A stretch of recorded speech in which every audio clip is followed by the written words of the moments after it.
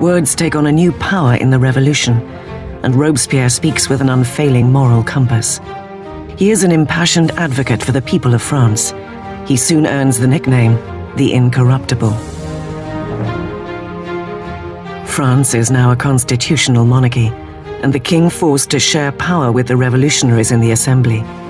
But it seems Louis's share is growing smaller by the day, as he is forced to sign law after law, diminishing his own power, and that of the other emblem of feudal France, the Catholic Church.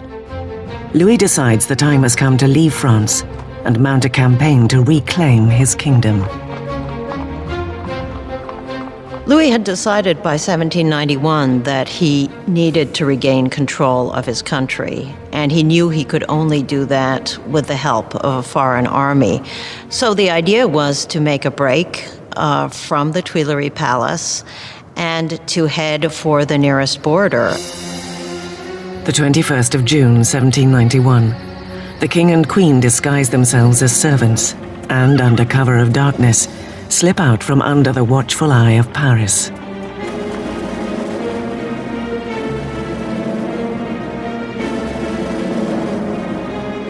It is past midnight when they arrive in the small town of Varennes, 100 miles east of Paris. They are close to the border of Austria, safety just a few miles away. But they are about to run out of luck.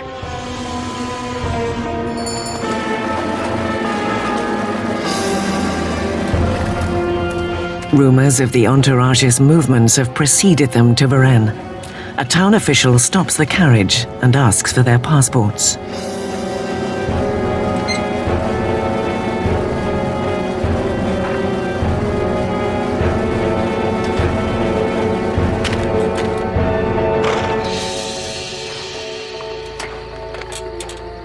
The official's suspicions are confirmed.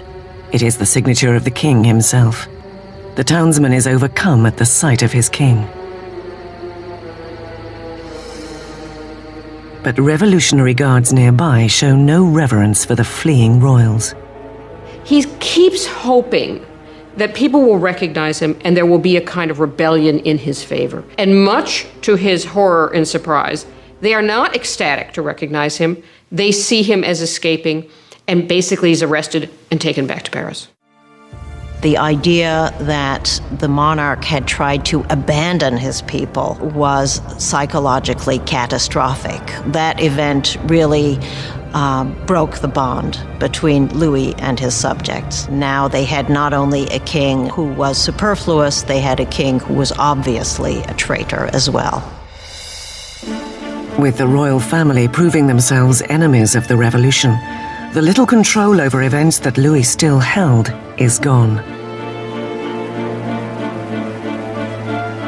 At the heart of the revolutionary government is Robespierre. He shines at the podium, calling for changes of every kind.